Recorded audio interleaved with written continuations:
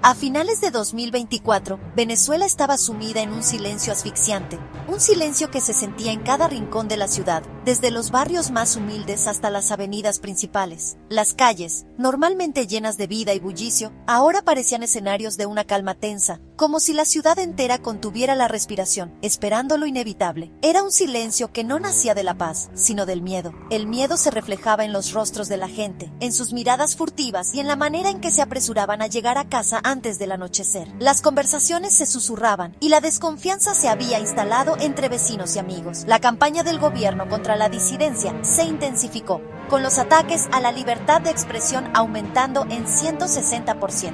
Las manifestaciones eran respondidas con fuerza desmedida y la represión se sentía tanto en las calles como en el espacio digital. Periodistas, activistas e incluso ciudadanos comunes se convirtieron en blanco por el simple hecho de compartir información. Un mensaje, una foto o incluso un comentario en redes sociales podía ser motivo suficiente para ser interrogado o detenido. Las desapariciones y detenciones arbitrarias se convirtieron en herramientas diarias de terror. Familias enteras vivían con la angustia de no saber si sus seres queridos regresarían a casa, mientras los centros de detención se llenaban de voces silenciadas. La estrategia del régimen era clara: hacer que el costo de la oposición fuera insoportable, usando tanto la intimidación como la tecnología. Cámaras de vigilancia, monitoreo de redes sociales y escuchas telefónicas se convirtieron en parte de la vida cotidiana, recordando a todos que estaban siendo observados. La vigilancia estaba en todas partes, aislando a las personas y rompiendo los lazos comunitarios. Las reuniones familiares y de amigos se volvieron menos frecuentes y la sensación de soledad creció en una sociedad acostumbrada a la solidaridad. Informar la verdad se convirtió en un acto de heroísmo, con periodistas obligados a operar desde las sombras.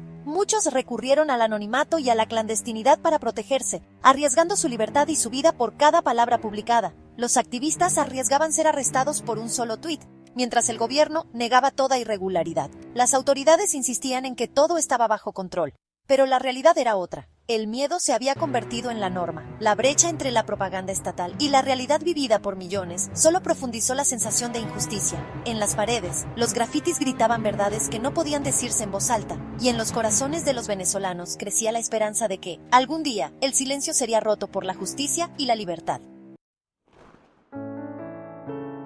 Las elecciones presidenciales de julio de 2024 fueron vistas como la última esperanza de cambio para Venezuela. Por primera vez, la oposición se unió detrás de Edmundo González Urrutia, enfrentándose a Nicolás Maduro. Los votantes acudieron en masa, desafiando la intimidación y los obstáculos. Los conteos no oficiales mostraron una victoria aplastante para González, pero el gobierno retrasó los resultados. Cuando llegó el anuncio, Maduro fue declarado ganador, ignorando la clara evidencia de lo contrario. La oposición y los observadores internacionales denunciaron el resultado como fraude, presentando pruebas de su victoria. En lugar de una transición pacífica, Venezuela se sumió en el conflicto y la incertidumbre. La indignación estalló después de los resultados fraudulentos, cuando miles de venezolanos salieron a las calles, convencidos de que su voluntad había sido ignorada. El ambiente se llenó de rabia y frustración, y la sensación de traición era palpable en cada rincón del país. Las protestas se multiplicaron en todo el territorio nacional, desde Caracas hasta las ciudades más pequeñas. Las avenidas principales se convirtieron en ríos humanos, bloqueando el tráfico y exigiendo justicia. La tensión crecía con cada día que pasaba, y la incertidumbre se apoderaba de la población.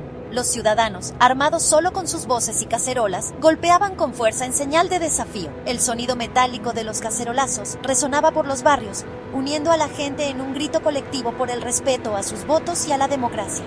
El gobierno respondió con fuerza brutal: munición real, golpizas y arrestos masivos.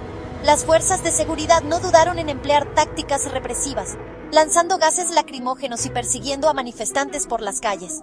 El miedo se mezclaba con la determinación de quienes no querían rendirse. Al menos 20 personas murieron en la represión inicial y cientos resultaron heridas. Las calles se llenaron de memoriales improvisados, flores y velas en honor a las víctimas. El dolor y la indignación se transformaron en símbolos de resistencia. Los líderes de la oposición, González y Machado, llamaron a la resistencia pacífica, instando a la población a no caer en la violencia. Sin embargo, ellos mismos se convirtieron en objetivos principales del régimen, siendo perseguidos y amenazados constantemente. El régimen los acusó de traición y conspiración, lo que indicaba un grave peligro para sus vidas y su libertad. Las imágenes de líderes opositores detenidos recorrieron el mundo, generando preocupación internacional. La condena internacional fue rápida y contundente. Gobiernos y organizaciones de derechos humanos denunciaron la represión, mientras el gobierno redobló sus esfuerzos, cerrando fronteras y aislando a la nación del resto del mundo. La Organización de los Estados Americanos y otros organismos internacionales se negaron a reconocer la victoria de Maduro, exigiendo nuevas elecciones y respeto a la voluntad popular. A pesar de la presión global y el aislamiento diplomático, el régimen endureció su control. Soldados patrullaban las calles vacías y la vida cotidiana se volvió cada vez más tensa y peligrosa para los ciudadanos comunes. La esperanza de la democracia se encontró con un muro de violencia y negación, pero el espíritu de resistencia seguía vivo en cada rincón de Venezuela, alimentando la lucha por un futuro mejor. El régimen venezolano fusionó la fuerza bruta con la vigilancia digital, creando un clima de miedo constante. Las redes sociales eran monitoreadas, la disidencia mapeada y la aplicación BENAP convertía a los vecinos en informantes. Las denuncias anónimas y la actividad en línea llevaron a arrestos, haciendo que la disidencia digital fuera peligrosa. Drones sobrevolaban las protestas y las casas de los activistas eran marcadas como advertencias. Grupos globales de derechos digitales condenaron esta represión tecnológica. En agosto de 2024, más de 150 organizaciones denunciaron la represión digital de Venezuela. Se instó al mundo a evitar que la tecnología se convirtiera en una herramienta del autoritarismo.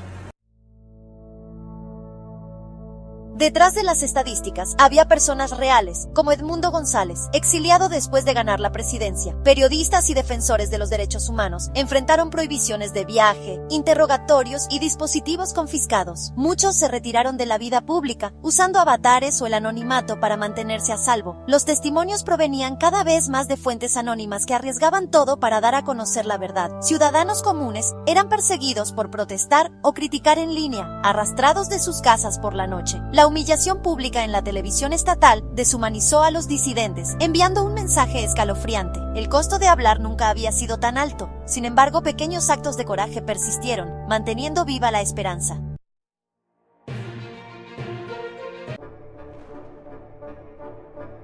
Para mayo de 2025, el régimen venezolano se movilizó con determinación para cimentar su poder a través de unas elecciones regionales y parlamentarias que, desde el inicio, estuvieron marcadas por la desconfianza y el control absoluto del aparato estatal. Las calles de Caracas y otras ciudades amanecieron bajo una fuerte presencia de fuerzas de seguridad, mientras los centros de votación eran preparados bajo la atenta mirada de funcionarios leales al gobierno. La atmósfera era tensa, y muchos ciudadanos ya anticipaban que el proceso no sería ni libre ni justo. La oposición, liderada por María Corina Machado y el exiliado González, denunció públicamente la falta de garantías democráticas y llamó a un boicot masivo, negándose a legitimar un sistema electoral que consideraban completamente amañado.